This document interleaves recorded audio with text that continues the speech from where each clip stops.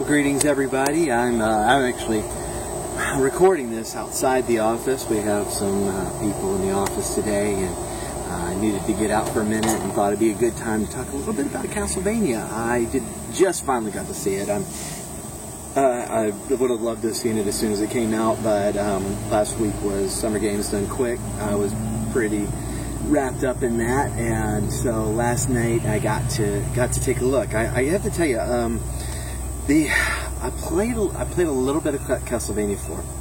I played a lot of Symphony of the Night. I never played the NES Castlevania games, and so this is not a review done by a great fan of the series or anything like that. I appreciate the series, especially the music. I have watched speedruns of pretty much all the NES games and 4 and Symphony of the Night. The games outside of those, I really have almost no knowledge of, and so some of this review I'm going to need your help on. Before I watched the series, I watched a playthrough, a let's play of Castlevania 3, so that I could get really familiar with it. I'm really glad I did, because I was able to catch some of the inside jokes and references that were, I thought, exceptional. The action sequences of the series were really good. I was really impressed, and particularly, well, I mean, there's two primary fight scenes. There are some scuffles here and there, but there are two primary fight scenes. Those two fight scenes, I think, are worth the price of admission. If you haven't seen it yet, I mean, be warned. This is really like almost a prequel of the game itself.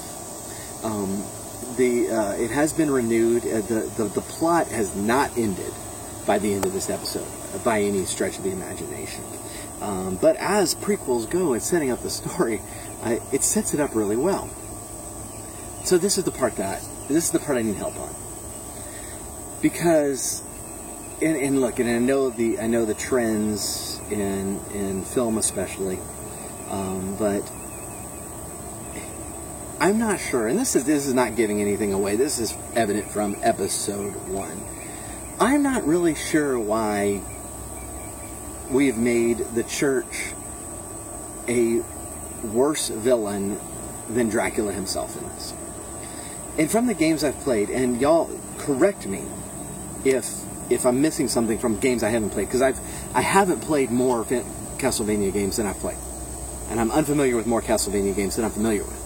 But from what I'm familiar with, you know, the Church has always kind of been on the side of the Belmonts. In Castlevania 3, he's not excommunicated from the Church. He's driven off because people fear his power.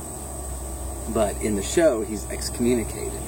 But you know, it's always a matter of, like, at the beginning of Castlevania 3, he's kneeling before a cross, and then he takes up the weapons of, you know, of religious artifacts like the holy water and the cross to fight against Dracula, and so to utterly switch it and make the bishop the true villain above and beyond Dracula, I gotta admit I'm confused at, and so this will be the only part about this that is remotely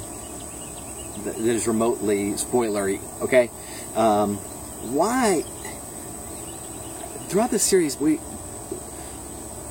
the priest and the Church are the consistent villains until at the end of episode 4 we need some holy water, and then all of a sudden we have a good priest standing right there, and I think the point was to say that the influence of the bishop was evil, but that's not the way that this thing is playing out.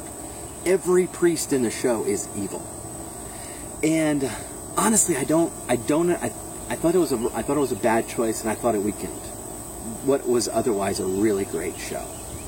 And so, very much looking forward to the next season and see where this goes. Thank you all for watching. I'll see you later.